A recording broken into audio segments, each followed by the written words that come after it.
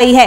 ताजा आंकड़े इस ओर इशारा करते हैं कि राज्य में कोरोना वायरस की दूसरी लहर का कहर खत्म होने वाला है।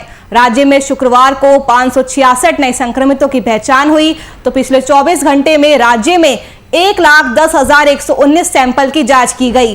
राज्य में कोरोना की संक्रमण दर 0.51% हो गई है। एक दिन पहले राज्य में 551 नए मरीज सामने आए थे और संक्रमण दर 0.51% थी। राज्य में 1099 कोरोना संक्रमित मरीज इलाज के बाद स्वस्थ हो गए, जबकि 14 संक्रमितों की इलाज के दौरान मौत हो गई। तो बिहार में अब धीरे धीरे कोरोना का कहर खत्म हो रहा है। 50 से कम नए मरीज मिले हैं सभी जिलों में। और आपको बता दें कि जिस तरह से लॉकडाउन लगाया गया था बिहार में, उसकी वजह से धीरे धीरे अब कोरोना का आंकड़ा कम होता जा रहा है। तो बिहार में लॉकडाउन लगाने के बाद से ही कोरोना के मामलों में कमी आ रही है। ताजा आंकड़े इस ओर की ओर संकेत कर रहे हैं कि राज्य में कोरोना की दूसरी लहर अब कमजोर पड़ती जा रही है। बात अगर शुक्रवार की करें तो 566 नए संक्रमित सामने आए थे, तो पिछले 24 घंटे में राज्य में 1,10,119 सैंपलों की जांच की गई थी। आपको बता दें कि बिहार में कोरोना की संक्रमण दर 0.51% हो गई है। एक दिन पहले ही राज्य में 551 नए मरीज मिले थे और वही संक्रमण दर की बात करें तो संक्रमण दर 0.51% थी।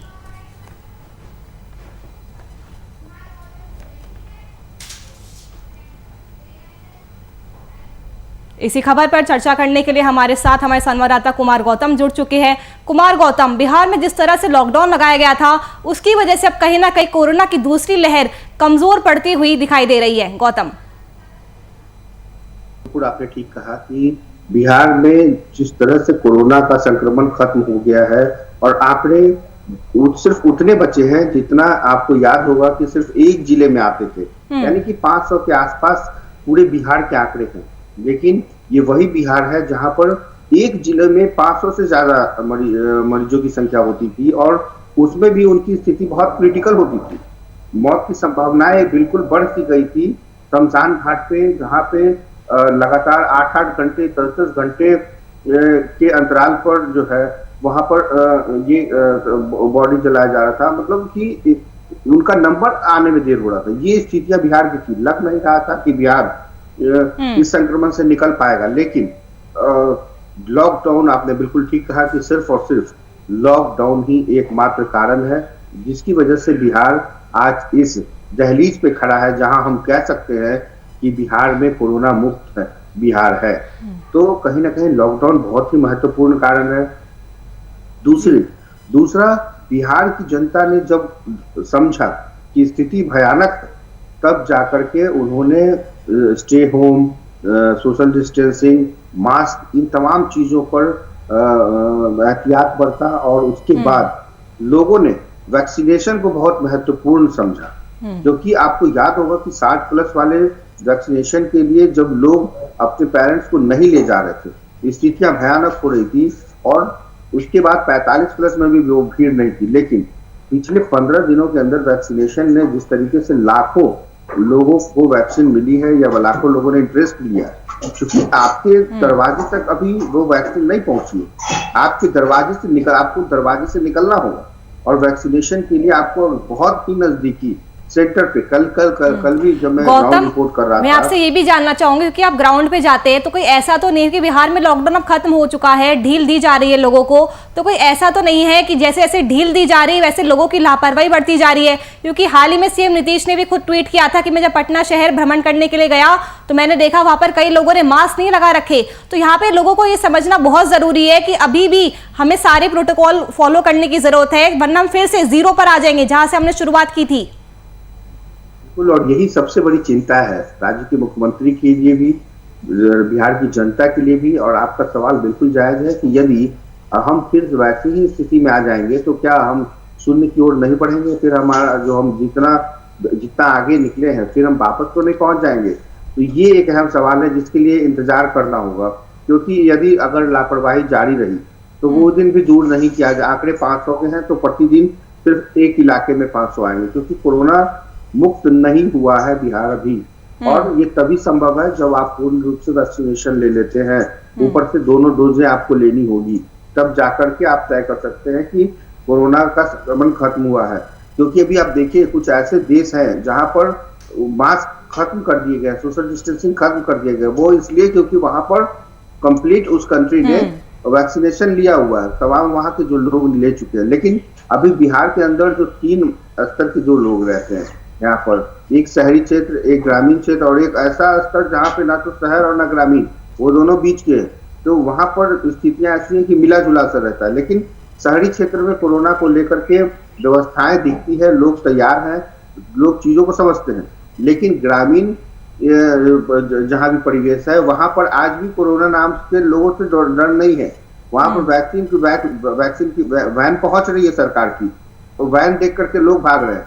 मतलब इस तरीके की चीजें अभी भी है बिहार के अंदर। तो अंदाजा लगाइए ऐसे लोगों से संक्रमण फैलेगा। मैंने आपको बताया कि मुख्यमंत्री परसों जब परिभ्रमण के लिए निकले थे तो उन्होंने ये बातें कही और उन्होंने चिंता जाहिर की।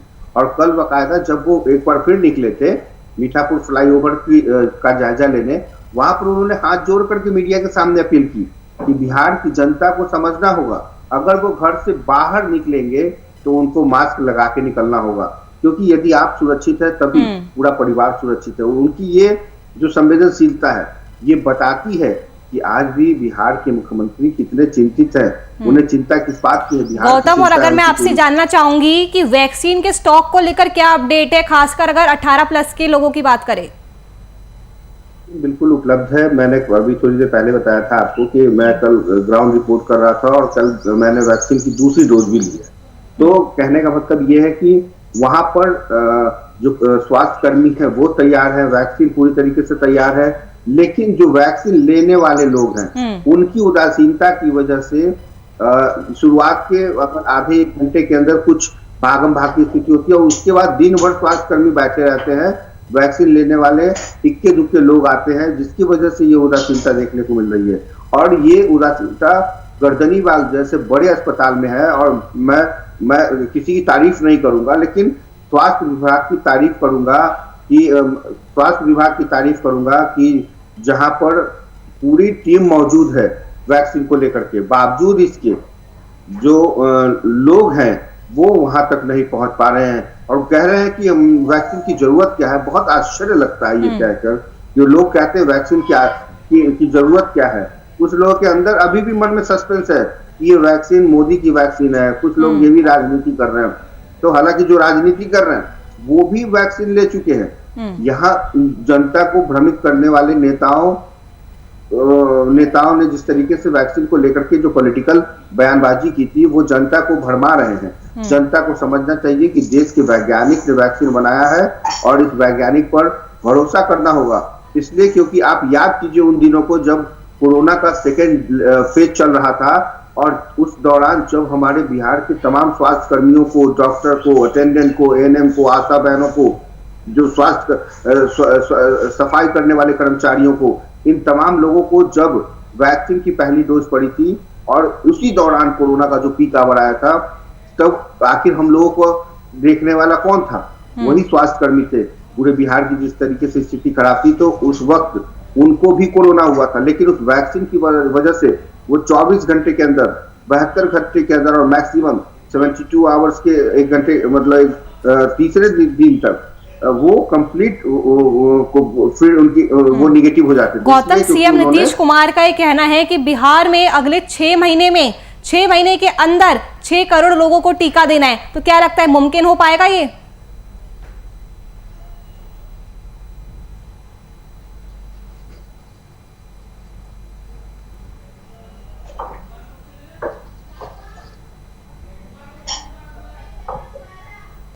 गौतम, मेरी आवाज आप तक पहुंच पा रही है? जी नुपुर, एक बार फिर से सवाल दूँ। जी, मेरा सवाल ये है कि सीएम नीतीश कुमार का ये कहना है कि बिहार में अगले 6 महीने में 6 करोड़ लोगों को टीका देना है। क्या लगता है मुमकिन हो पाएगा ये? बिल्कुल मुमकिन हो पाएगा। सरकार की तरफ से मैंने पहले कहा, मैं तारीफ इसलिए नहीं कर रहा सरकार की, मैंने व्यवस्थाएं देखी है। सरकार तैयार है, स्वास्थ्य विभाग की टीम तैयार है, लेकिन बिहार की जनता को आगे आना होगा, क्योंकि उनको लगातार वैक्सीन के लिए बार बार जागरूक करने के लिए मुख्यमंत्री अपील कर रहे हैं। लेकिन अगर आप मुख्यमंत्री की बात नहीं मानेंगे, अपने आप डॉक्टर की बात नहीं मानेंगे, तो शायद 6 करोड़ का आंकड़ा 6 महीने में पूरा नहीं दिखेगा। लेकिन यदि यदि नुपुर बिहार की जनता अगर चाहे तो ये 6 महीने क्या, मैं तो कहता हूँ ये 3 महीने में भी पूरा हो सकता है। आप देखिए शहरी क्षेत्रों में, ग्रामीण क्षेत्रों में अब तो वैन जा रहे हैं, लेकिन वैन के अंदर भी जो 200 टीका प्रतिदिन जो टीका है वो 200 लोग नहीं पहुंच पा रहे हैं, 10 लोग 15 लोग मात्र पहुंच पा रहे हैं। तो आखिर क्या वजह है? अभी पूरी आबादी बची हुई है कोरोना को लेकर के, वैक्सीन को लेकर के, लेकिन इसके लिए उनको आगे आना होगा, पहल करनी होगी। और इस बात अगर मान लीजिए ठीक है कोरोना हो ना हो ये अलग बात है, आप वैक्सीन ले लीजिएगा तो आपके अंदर कम से कम वो इम्यून पावर तो मजबूत रहेगा, आपके अंदर वो जो क्षमता है वो तो मजबूत रहेगी, क्योंकि ये नुकसान तो देने वाला है नहीं। तो क्यों न लेकर के देखिए तैयार रहने की जरूरत है। तो इसलिए लोगों को समझना होगा। और अभी भी बहुत सारे लोग हैं जिनको ना तो अखबार से मतलब है, ना न्यूज चैनल से मतलब है, और ना ही मुख्यमंत्री के उस मानवीय अपील से, मैं मानवीय अपील कहूंगा, जिन्होंने हाथ जोड़ करके लगातार पूरे प्रदेश में बैनर लगवाया है, पोस्टर लगवाया है कि आप मास्क पहने, आप सैनिटाइज करें, आप सोशल डिस्टेंसिंग का पालन करें। आज देखिए आपने बिल्कुल थोड़ी देर पहले एक सवाल पूछा था, उस सवाल बहुत महत्वपूर्ण था। वो ये था कि आज जो जिस तरीके से लॉकडाउन खत्म हुआ है या लगभग खत्म होने के कागार पे है, क्योंकि शाम 7 बजे से सुबह 5 बजे तक कर्फ्यू का माहौल है, इसलिए हम ये नहीं कह सकते कि लॉकडाउन पूरी तरीके से खत्म हुआ है। लेकिन क्या आप दिन में सुबह 5 बजे से लेकर के शाम 6 बजे तक या 6:59 तक अगर मान लीजिए इस लॉकडाउन में तो अनलॉक में अगर आप भीड़ भाड़ वाले क्षेत्र में जाएंगे, बिना मास्क के जाएंगे, बिना सोशल डिस्टेंसिंग के जाएंगे, तो ये खतरा उतनी ही तेजी से फैलेगा जितने तेजी से सरकार ने, प्रशासन ने और हम लोगों ने मिलकर, पूरी जनता ने मिलकर के इसको खत्म करने का काम किया है, वो उतनी ही तेजी से फैलेगा। और अब जब फैलेगा तो इसको संभाल पाना बहुत मुश्किल होगा। हालांकि सरकार तैयार है, लेकिन मैं ये दावा सरकार के या स्वास्थ्य विभाग के की तरफ से नहीं कर रहा, लेकिन इतना जरूर कह रहा हूँ कि स्थितियां बहुत भयानक हो जाएगी। इसलिए अपने आप को मजबूत करें और जितनी जल्दी हो सके आप वैक्सीन जरूर लगवाएं, घर से बाहर निकले, अगर बेवजह तो बिल्कुल भी ना निकले। हम ये कह रहे हैं कि अगर बेवजह आप निकलेंगे सड़कों पर ऐसे ही, जिसको बोलते हैं बिहार की भाषा में टंडेली करना, तो ऐसे ही बाहर निकलेंगे, बेवजह निकलेंगे और मास्क नहीं पहनेंगे, तो आप अपने आप को भी दूसरों को भी संक्रमण के दायरे में ला सकते हैं, और ये बिहार के लिए अच्छी संकेत नहीं है। बिल्कुल जी नुपुर। गौतम, बिहार के अगर ग्रामीण इलाकों की बात करें तो वहां पर कोरोना की क्या स्थिति है, वहां पर स्वास्थ्य सुविधाएं कैसी है, और वहां पर क्या लोग वैक्सीन के प्रति उतने जागरूक हैं? बिल्कुल साफ तौर से सरकार, स्वास्थ्य विभाग वैक्सीन लेकर के तैयार है, लेकिन यदि आप दहलीज से बाहर नहीं निकलेंगे, आप घरों से बाहर नहीं निकलेंगे, अभी भी घर के कितने सदस्य ऐसे हैं जिन्होंने वैक्सीन लिया हुआ? अगर किसी घर में 5 सदस्य हैं तो आप यकीन मानिए जिसने बहुत जिद की होगी वही जाकर के वैक्सीन लिया होगा। बाकी लोगों को ये लगता है कि वैक्सीन की जरूरत क्या है। इसलिए इन चीजों को समझना होगा। वैक्सीन बेहद जरूरी है। ये देश के उन वैज्ञानिकों ने मिलकर बनाया है जिन्होंने रिसर्च किया है कोरोना के ऊपर, और जब इतने सारे लोगों ने लिया है, देश की पूरी डॉक्टर से लेकर के प्रधानमंत्री ले रहे हैं, मुख्यमंत्री ले रहे हैं, ये वैक्सीन को लेकर के जो जागरूकता है, जो मन में जो संशय है, उसको खत्म करना होगा और लेना होगा। और कोरोना के आंकड़े जिस तरीके से कम हुए हैं, लॉकडाउन उसका बहुत महत्वपूर्ण कारण रहा है। इसलिए आज भी अगर अनलॉक होता है बिहार, तो भी आप अपने परिवार के अंदर, घर और समाज के अंदर उस अनलॉक बिहार में भी आप लॉकडाउन का पालन कर सकते हैं। आप अपने दोस्तों के साथ सब्जी मंडी में, किराना दुकान पर या फिर कहीं भी अगर आप जाते हैं, अगर सामने वाला सोशल डिस्टेंसिंग का पालन नहीं करता है तो आप करें, आप उनको बताएं, क्योंकि आपके समझाने से या बोलने से शायद वो कभी भविष्य में ऐसी गलती ना करे। इसलिए ये बेहद जरूरी है। और अगर सिर्फ कोरोना ही नहीं, मैं तो ये कहता हूं कि मास्क लगाने से, अगर आप मास्क लगा के मान लीजिए मैं बाइक से ड्राइव करता हूं, तो ऐसे भी धूल कण या कोई कीड़ा मकोड़ा नहीं घुस सकता। इसलिए मास्क बेहद जरूरी है। शरीर के 90% जो बीमारियां हैं वो सिर्फ मास्क लगाने से ही खत्म हो जाती है। बिल्कुल गौतम, तो अनलॉक तो हो चुका है लेकिन अभी भी जरूरत है मास्क लगाने की, सोशल डिस्टेंसिंग का पालन करने की, वरना एक बार फिर से हालात पुराने जैसे हो सकते हैं और अगर इस बार वैसे हालात हुए तो संभलना एक बार फिर से बहुत मुश्किल हो जाएगा। शुक्रिया गौतम तमाम जानकारी हमसे साझा करने के लिए।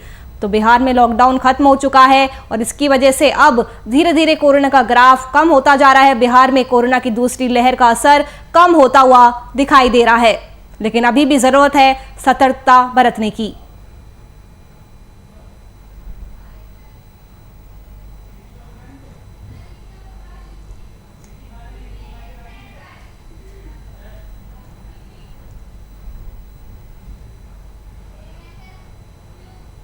कोरोना से झारखंड में होने वाली मौतों का ग्राफ इकाई अंक में सिमट गया है।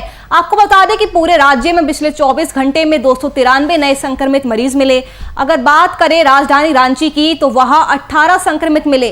राज्य में पिछले 24 घंटे में कोरोना से एक मौत हुई। तो इसके साथ ही झारखंड में कुल 3,43,065 पॉजिटिव मामले मिले हैं। वही अगर बात करें कुल संक्रमित मामलों की तो राज्य में 3,37,063 मामले हैं, जिनमें से 3,33,763 लोग कोरोना से ठीक हो गए हैं और अभी भी राज्य में 4,220 सक्रिय है। तो इकाई अंक में सिमट गया है कोरोना से होने वाली मौतों का ग्राफ। बात करें पिछले 24 घंटे की तो झारखंड में 293 नए संक्रमित मिले हैं। तो बात चाहे बिहार की हो या चाहे बात हो झारखंड की, दोनों ही राज्यों में धीरे धीरे हालात सुधर रहे हैं। झारखंड में भी कोरोना का ग्राफ धीरे धीरे कम होता दिखाई दे रहा है। तो झारखंड में पिछले 24 घंटे में 293 नए संक्रमित मिले हैं। कोरोना से होने वाली मौतों का ग्राफ भी अब कम होता हुआ नजर आ रहा है। राज्य में पिछले 24 घंटे में सिर्फ एक ही मरीज की जान गई है। पिछले 24 घंटे में 293 नए संक्रमित मिले हैं। तो झारखंड में धीरे धीरे हालात सुधर रहे हैं, लेकिन अभी भी आवश्यकता है मास्क पहनने की, सोशल डिस्टेंसिंग का पालन करने की, क्योंकि अगर फिर से एक बार हमने लापरवाही बरती तो फिर से हम वहीं पर आ जाएंगे जहां से हम सब ने शुरुआत की थी। और अगर इस बार ऐसा होता है तो हालात को संभालना बेहद ही मुश्किल हो जाएगा। तो इसलिए जो ढील दी गई है उसका सदुपयोग करें और अभी भी मास्क पहने, सोशल डिस्टेंसिंग का पालन करें, सैनिटाइजेशन करें और ताकि हम जिस स्थिति पे बने हुए हैं उससे और हम अच्छी स्थिति में जा सके। तो झारखंड में कोरोना से होने वाली मौतों का ग्राफ भी गिर रहा है। धीरे धीरे अब हालात सुधर रहे हैं। पिछले 24 घंटे में 293 नए संक्रमित मिले हैं, तो वही एक मरीज की जान गई है।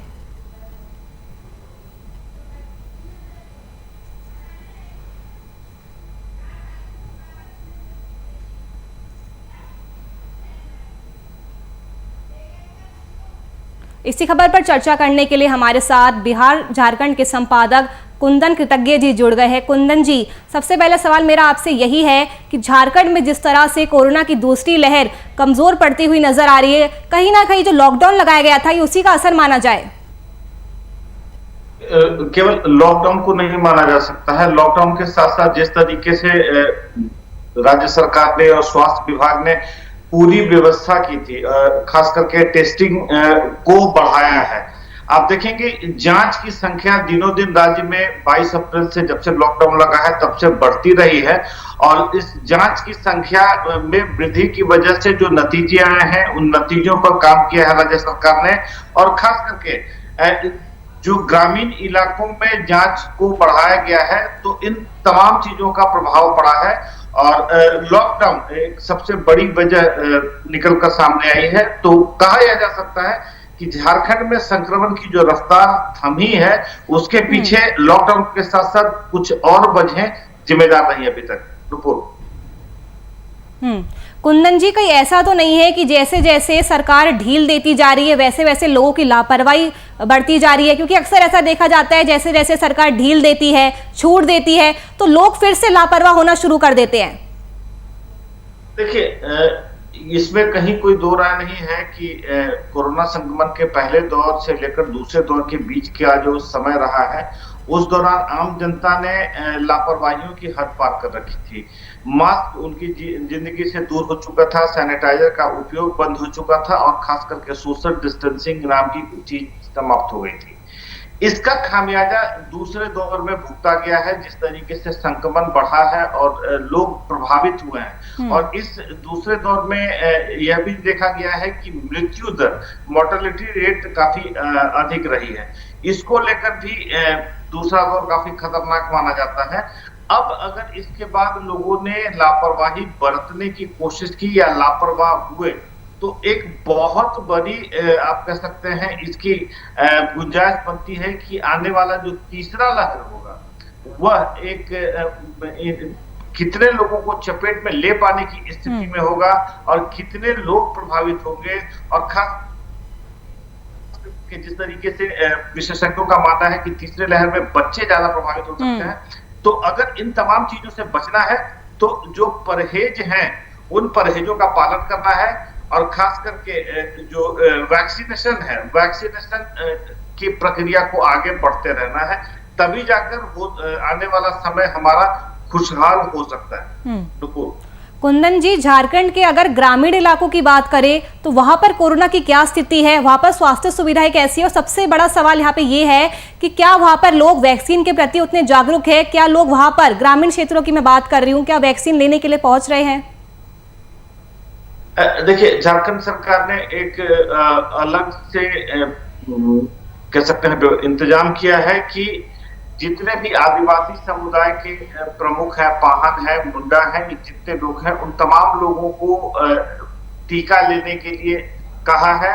और इस बात को प्रचारित और प्रसारित करने की का आग्रह किया है कि ऐसे लोगों जो सामाजिक रूप से समाज की अगुवाई करते हैं, उन लोगों के टीकाकरण को आगे समाज में प्रचारित किया जाए, जिससे कि लोगों में टीका को लेकर उत्साह बने और ग्रामीण समाज के लोग टीका लेने पहुंचे।